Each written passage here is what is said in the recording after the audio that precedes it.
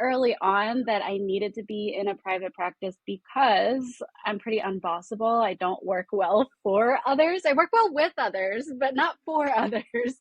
Hey there, it's Kelly from Zinni. Before we get started on today's episode, I want to invite you to one of our greatest trainings ever. It's how to build and grow a profitable solo or group practice sustainably. All you got to do is check it out at zinnime.com/podcast. All right, on to our episode.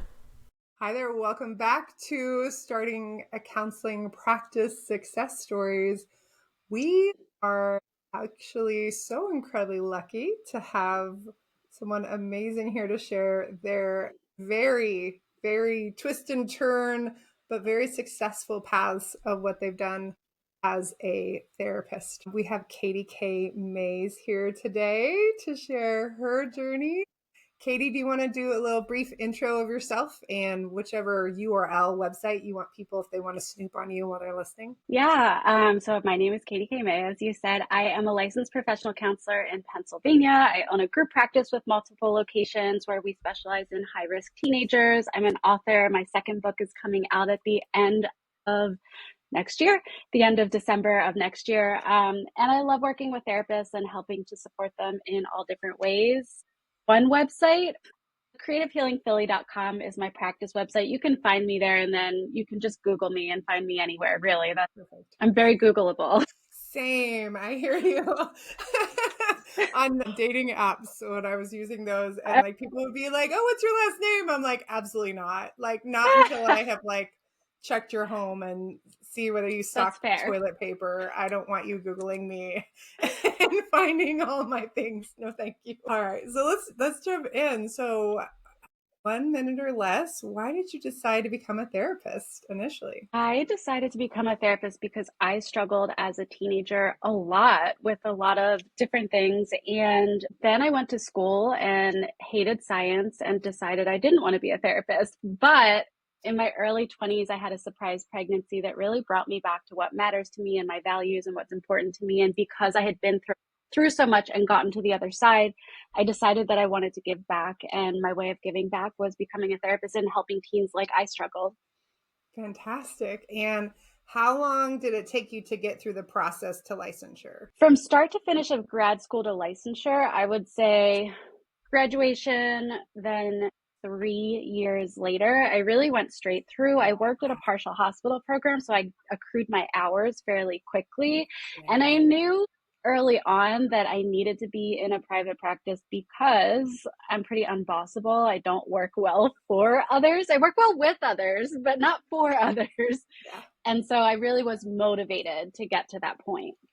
Fantastic. Yeah, I worked at a inpatient hospital, and one of my reviews said I was like a dog with a bone because I was advocating for people to have actual supervision while they were pre-licensed. It was crazy. How dare I?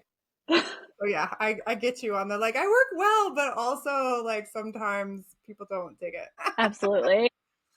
So when you started your private practice, tell us a little bit about like that journey. I started my private practice subletting office space. So my very first venture into private practice, I found this woman in the city. She had Philadelphia, like in the city, and she had this beautiful office space. And she was so kind that she allowed me to come in and use the space and pay her a percentage of any clients that I had coming. So I didn't even have to like pay by the day or by the hour. She was just like, yes, if you have a client, give me a percentage of that. And we worked out a deal, and I was able to start a private practice and grow. I think I had like 3 to 5 clients fairly quickly, but it was such an accessible way to do it. And I'll never forget that she provided me that opportunity. So that was the starting point.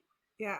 And at what point do you remember in the process where you're like, oh my gosh, like I'm really like doing this. Like it's time for me to have my own office, or like, wow, this is the most amount of clients I want. Like, tell me about what that was like.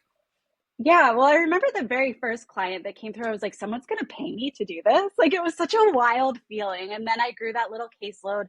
And so what happened is I kind of had, I wouldn't say a barrier, but it was a shift before I could move fully into private practice because I was in the city and I don't live in the city. I live in the suburbs, like 40 minutes from the city. And so I decided, like, having a child that was probably 5 or 6 around that time, I didn't want to keep commuting and build a bigger practice out there. I wanted to build closer to home. So I found an office share community closer to home and I built day by day there. But it did take me probably another year. I remember asking the PHP where I worked, like, would you consider letting me go part time so that I can also have this private practice? And they said no. And at the time, I was really frustrated with that because I wanted to keep that stability in place. And I was scared because, like, I had never, you know, I had always had that solid paycheck, the health insurance. And so, but it was really the best thing they could have done for me because then I had to go all in. And I Yeah. did, and I made it work. And I made it work well. So that was great. Yeah, yeah, you have. What did all in look like for you? Like on your day to day as you were growing your practice and starting it, and you were like, now or never, I'm a mom. I don't have this thing to Mm-hmm. fall back on. Like, what are the pieces? Like, what were the things that you did? I did a lot of networking at the beginning that was not like my favorite thing to do, but also I was part of this office community where I was showing up to these events and I did a lot of social media. So that is something that is one of my favorite things to do. So I was talking a lot in videos. I was creating ads. I was doing all of the things, but the main message that I would say behind it was like I just never shut up about what I do. And then Yeah. people started to recognize it more recently. So this is like a whole side note, but I now also own a Pilates studio, and somebody came in and she was like, I recognize you. And I was like, oh, I don't know. And she was like, you're that lady that talks about therapy all the time on the internet. And I was like, oh yeah, that's me. So like you never know who's out there listening, but that's the secret. As I was seeing clients, probably 6 clients a day, I was talking all the time everywhere about what I do. And I just kept doing that and it kept working. Yeah. I think that's the piece that I see a lot right now is there are a lot of therapists that they're really afraid to share and talk about what they do. Like there is this space of like a deep, deep fear of being like truly seen for who they are. And I think that's one of the reasons why there's a big proportion of therapists that are not going, oh, I got to go all in and like really make this work. They're like, well, maybe I Mm-hmm. can get help with Headway, or maybe I could go to Grow, or maybe I could go to Rula, and I'm going to let them kind of speak for me. And because Yeah. this feels really scary, you know? I think it's vulnerable for a lot of people. Yeah. Yeah. How did you get through that like initial vulnerability? Like what was like your why and that like deeper place that made it feel like safe or worth it for you to be that vulnerable of like I'm not shutting up about this. Like this is, this is my thing. Like why would I shut up about something I'm so passionate about or whatever? Like what was like the thing that kept you So it's moving? it's interesting because I want to say like a couple of things. Is one, and I feel like this is the wrong answer, but I have to say it because it's my true answer. But like I don't have that vulnerability. I think I have the opposite problem where like if I'm super interested in something, I'm going to learn everything I can about it and I'm going to be an expert in it and I'm going to talk about it and it lights me up and it excites me and so I keep going. And so I kind of don't get imposter syndrome and I know that's annoying and it's also Oh, one of the reasons I stopped coaching so much is because I was like I can't teach someone how to overcome the things that I'm not experiencing. yeah. So let's talk about that. So you were going through, you mentioned that piece, right? You're going through, you get your practice up where it's going, right? Yeah. Did you go into coaching other people first or doing a group practice model first? What was your next step once No, you I were? also didn't want a group practice. Sorry, I Oh, cut you off, but yeah, yeah. so when I was starting my practice, I was seeing clients at night. I work with adolescents, so it was like 3 to 8, 3 to 9. I was seeing clients, but I started getting bored during the day. There's only so many breakfasts or coffee dates or exercise classes you can go to, and then all of a sudden it's like, well, what am I doing all day? So I decided that I wanted to start a consulting business, and for a little while, I didn't really know what that was. I dabbled in like am I going to help women in a life coaching capacity? No, that wasn't for me. Am I going to, so there are a couple of things where I was just trying on different hats of like, how does this look for me to have this second business that I want to run? But then when I sat with it, I really figured out that I had a skill for marketing and filling therapy groups. I was running 7 to 8 of them on my own in solo practice, and they were all. And so what I did was just write out everything that I was doing to market in my system, everything I was doing in my groups. And then because I never shut up about what I do, I started talking on the internet about that and attracting other therapists. So I created a course and started doing consulting in that area because it felt like such a natural extension. I was doing these things in my own business. Then I was just telling other people what I was doing, and that was a Yeah. second business. Yeah. You're like, hey, don't reinvent the wheel. Here's my expertise. Like, just copy the system. We can see that it works. Do the thing. Right. Yeah. What Exactly. what were the things that were true about that, and what were the unexpected pieces of like doing that kind of work? The pieces that were true about it were that a lot of people did fill groups because of the system that I created, and they were able to work that system. But the other side of that was that there were so many people who either struggled to be visible, who struggled with some of the tech things that come naturally to me, who didn't want to do the work to market, and not in like a bad or judgmental way, No. but like didn't want to spend the time that I was spending doing these things. Yeah. And so that was where I started feeling like this is a good system. This does work.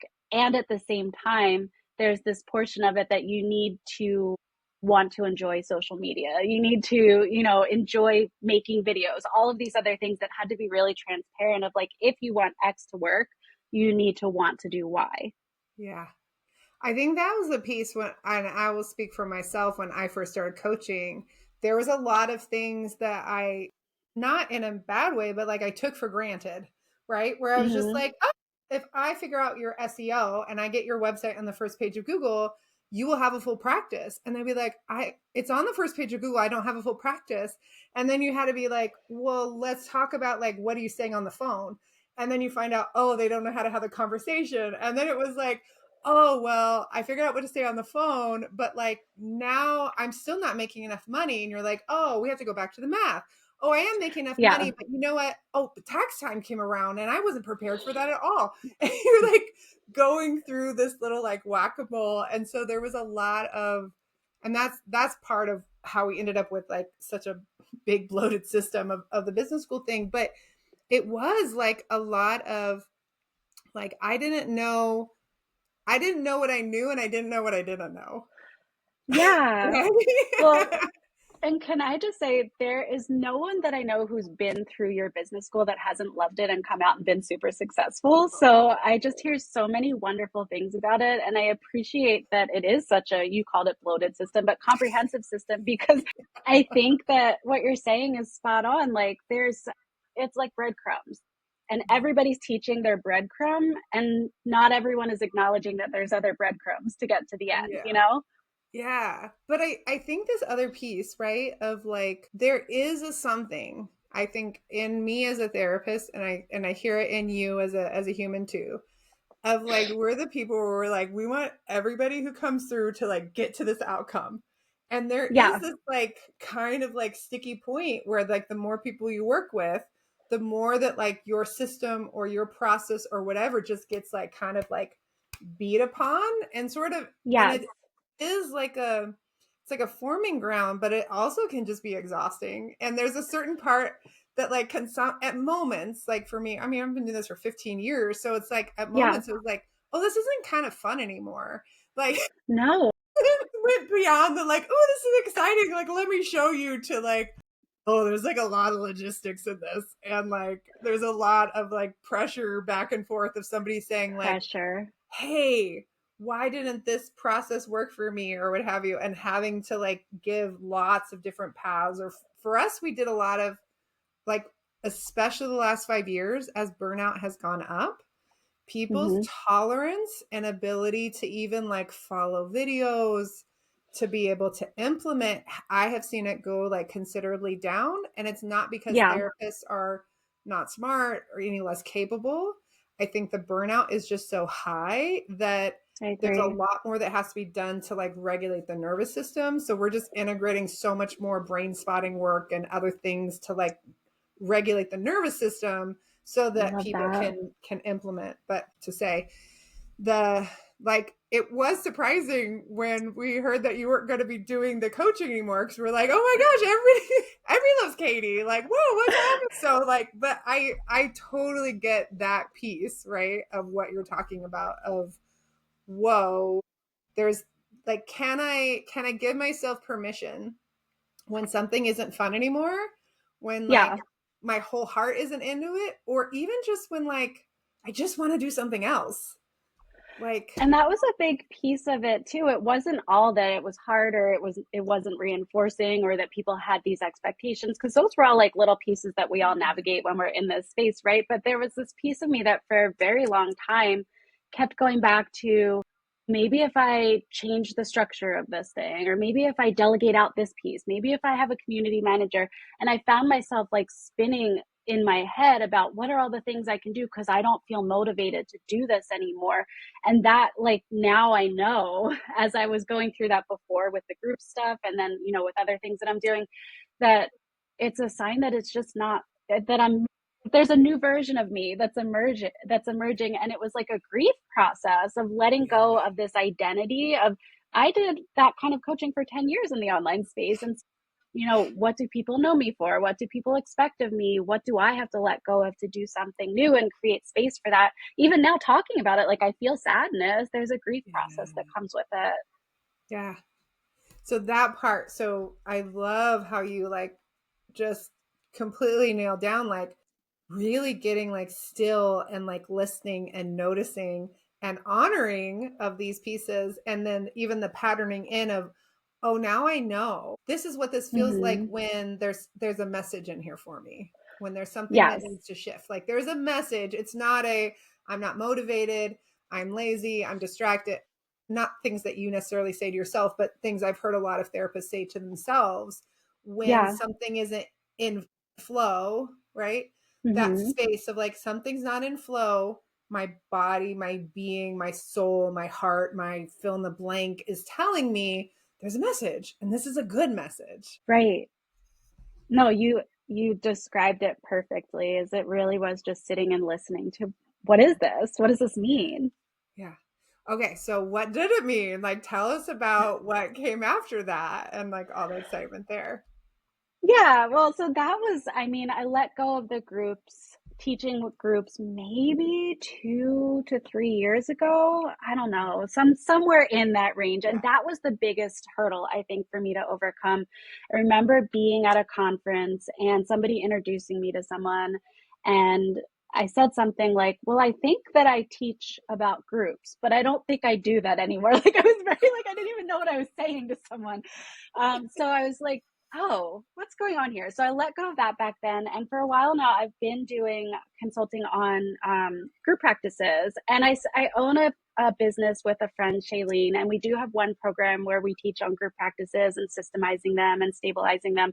And so that's something that we have some commitments, throughout the next year or two for that already. But so everything else, though, I've decided that I really want to focus on what really lights me up right now is what my upcoming book is about. And it's treating high risk teens, learning how to work with teens and their parents.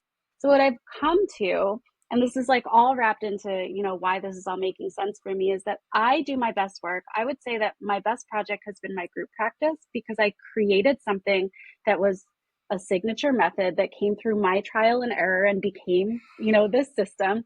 And I trained 18 people on it. And now they do it every day and they love it, and it's consistent and it's repeatable. But I'm allergic to consistent and repeatable, so I can't be the one that does it. I just need to create it, right? So that's what this book has become, is like, it is the documentation of the repeatable system that my team is trained on, that they will now train more people on. And I'm kind of creating this system that doesn't need my FaceTime, because I'm about to have a child who's going to go away to college. I want to travel the world. I don't want all the FaceTime.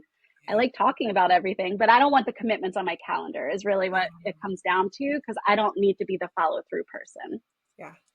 Well, and I think there's also the space of, there's only certain people with your kind of magic that are the people that will go through the process of like time tested, true, what is the thing? I'm going to figure this out. I'm going to become the expert in it. Right? There's Mm-hmm. only certain people that have that kind of magic, and that even have the magic of, and I'm going to be able to like download this into something else. Mm-hmm. And that magic, like as it goes through, if you like keep like forcing that space instead of letting it like kind of like come up naturally as it makes sense for you, right? Like if you're Yeah. in the thick of it, in the muck of it, then suddenly that magic goes away. Now your magic is just, like I sometimes call it like chopping the wood and carrying the water. Like, okay, I'm doing the thing. I'm doing the thing. I'm doing the thing I'm supposed to be doing. I'm chopping the wood. I'm carrying the water. I'm chopping the wood. I'm carrying the water. But like, you're not meant to chop the wood or carry the water. Like, you're meant to Right. be that visionary person. You're meant to Exactly. be that like expansive person. And if you're out of that role, right? Mm-hmm. Like then like it means less magic in the world. So it's really about, I mean, what I hear and what you're saying is protecting your energy around what you do best. And I feel like that's so true. Yeah. Is like if I was the person chopping the wood all the time, I wouldn't have the mental energy to be in that creation mode that makes those systems, that makes the impact that they have. Yeah. But also I very clearly said that you're magic. So And I'm I going to remember accepted that. I didn't dispute it. So thank you. that. I was like, yeah, that's true. Like, absolutely. I think this is important. I will be putting that on my website. Who is Katie K. Magic. May? I am magic. As ever quoted from Zitty Me, here are all the people that have. You should do a survey. How many people think I'm magic? And then be like 97% of surveyors say that Katie K. Mays is magic. I will say, I will accept you saying that I'm magic. I would be mortified to do a survey where I'm asking other people what they think of me. There's like a line for me. There you go. On social media, it's just a poll. It's not a survey. It's just a poll. Miranda from Informal. Zinni Me says that I need to poll people, am I magic, and see what percentage of people say that. Okay, so tell me about the process of like writing this book and like going through that process. Did you start to self-publish? Did you pitch it? Like, tell us all the juicy details. Yeah, so I actually reached out to a publisher about a children's book that I wanted to publish.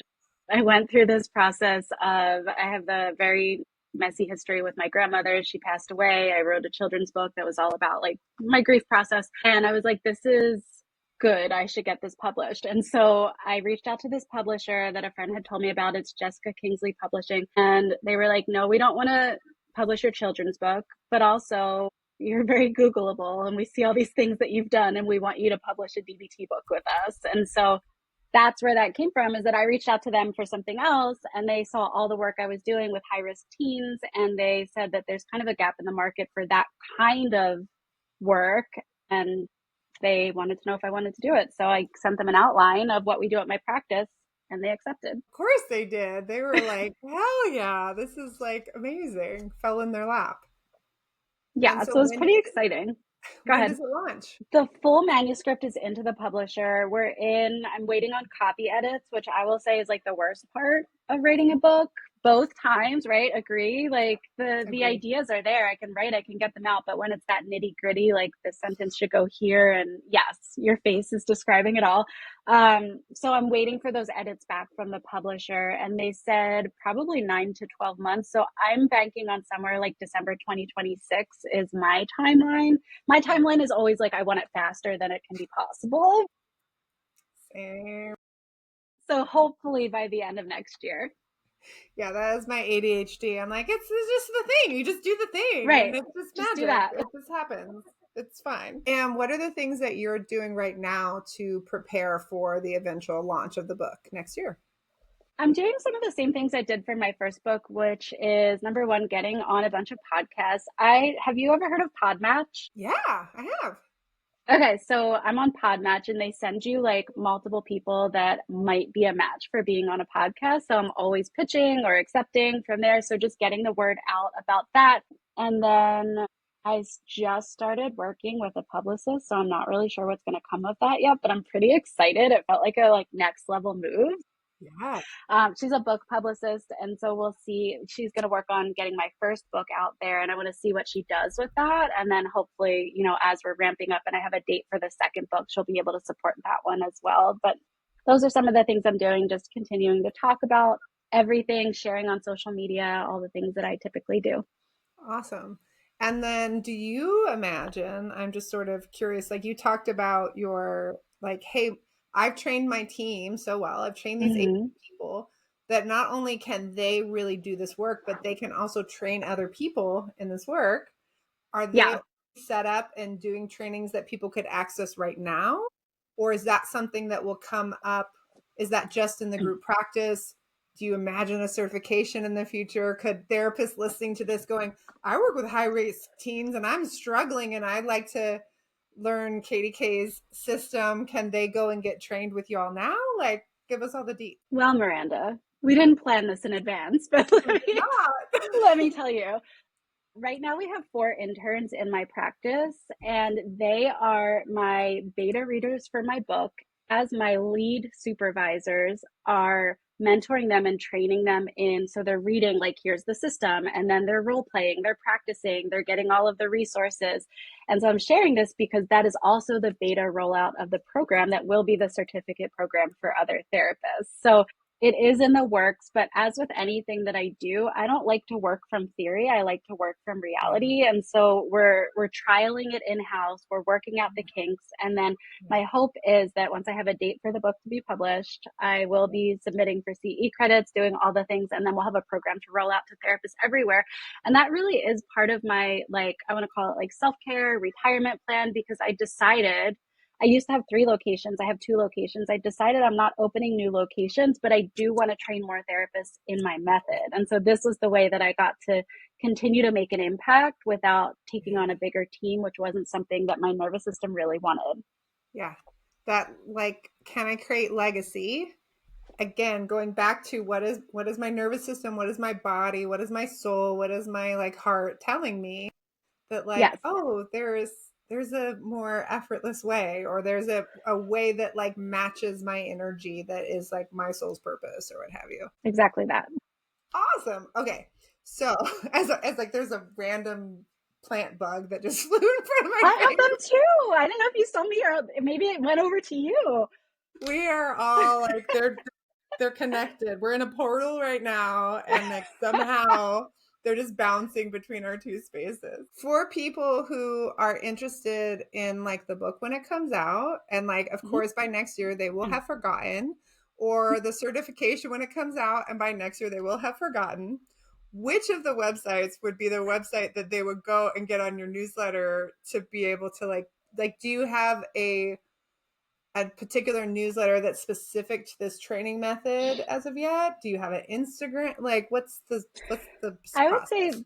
the best place to follow me is my Instagram at Katie K May, because that's Mm-hmm. where I'm sharing a lot of my book information. There also is a website right now, teendbtbook.com. I think there's just a form on there. If you're interested, fill out the form. I'll add you to the or I'll Yeah. add you to the list. But yeah, typically social media, Instagram, or kind of using Facebook, mostly Instagram. Follow me there. You'll see all the details. I'm sharing all the stuff as it unravels, as it unfolds. It's not going to unravel, it's going to unfold. It is going to unfold. Well, and I know there's like definitely the people that listen to this, there's like a big like divide, right? There's a bunch of people who listen to this that are like, yes, social media, they're on Instagram. Yes, some of them are on Facebook right now.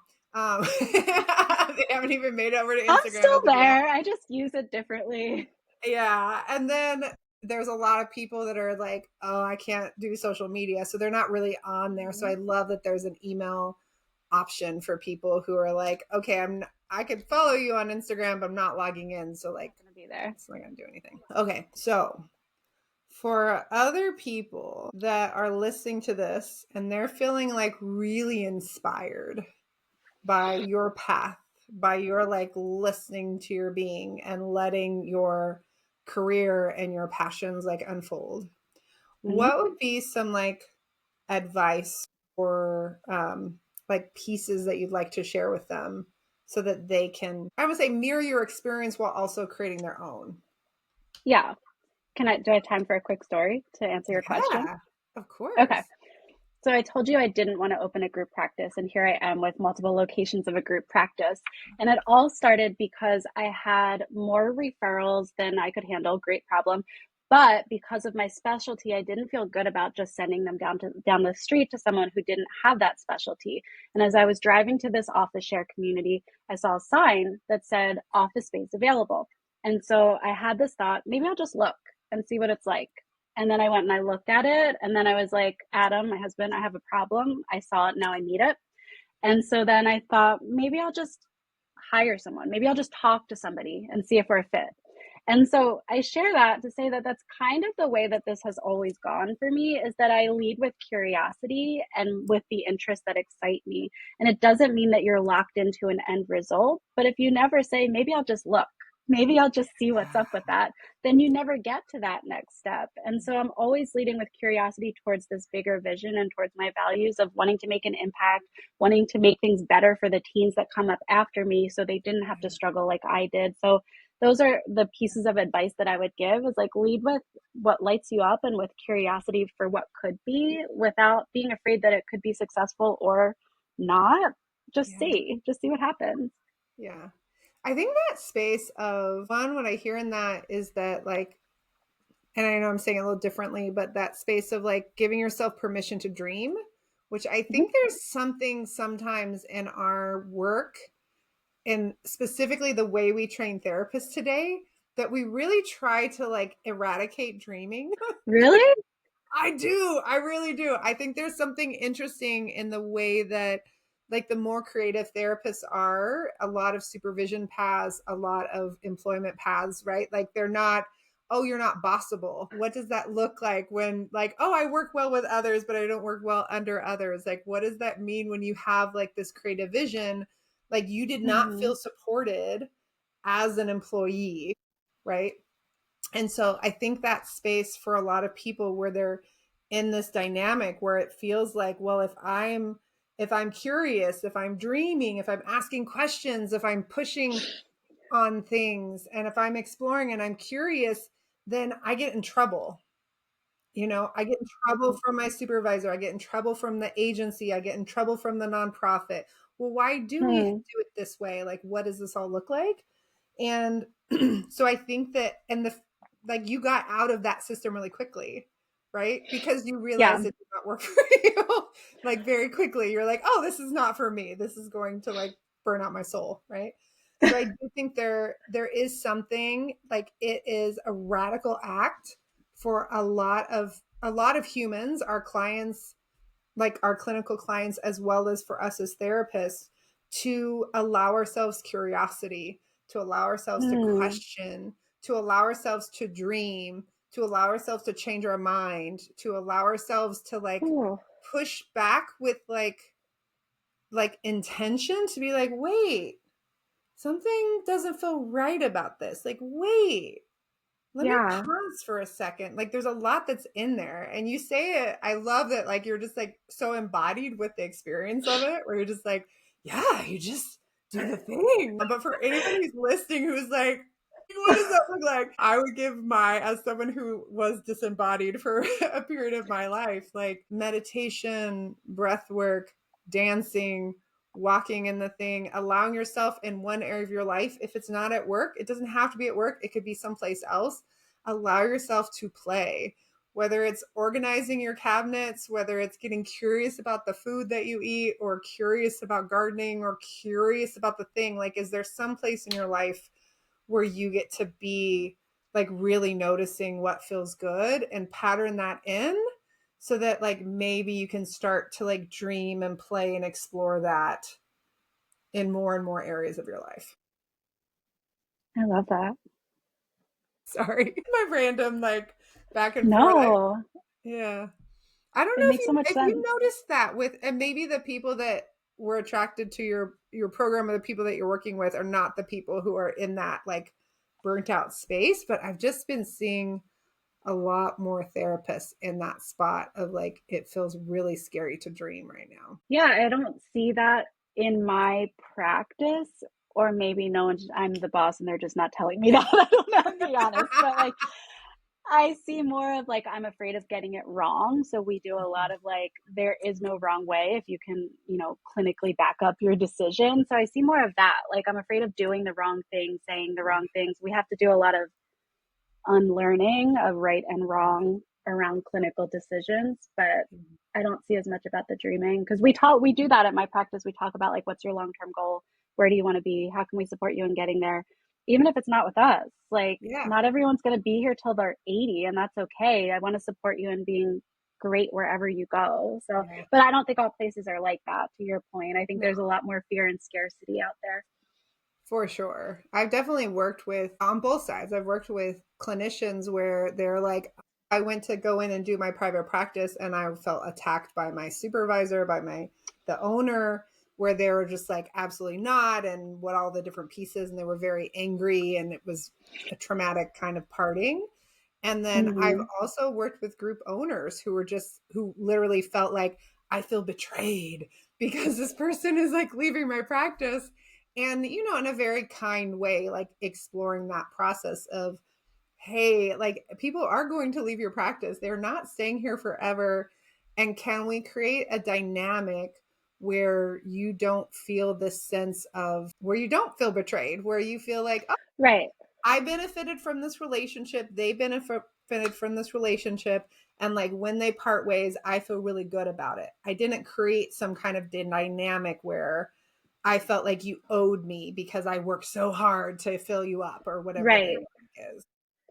Well, I always say like you rent your employees, you don't own them. They're with you for a little bit of time and then they go somewhere else. But it goes Yeah. back to what you were saying about permission to change your mind. Like Yeah. people change jobs throughout the trajectory of their career and that's totally typical. That's okay. It's healthy. Yeah, exactly. Well, thank you so much. I know that we've been Thank chatting for a you. little while, but it was so freaking fantastic.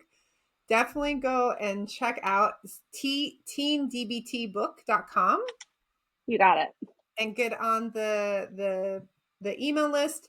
And then, of course, if you are an Insta user, go check out Katie K. May and get all of the real-time juicy scoops for that. And thank you all for being here. We really appreciate you listening, and feel free to rate us on whatever podcast place you're listening to it. It's not on Spotify anymore. We're taking it off. They did some weird stuff, so we're done with Oh Spotify. no. Well, thanks for having me. I hope you loved today's episode.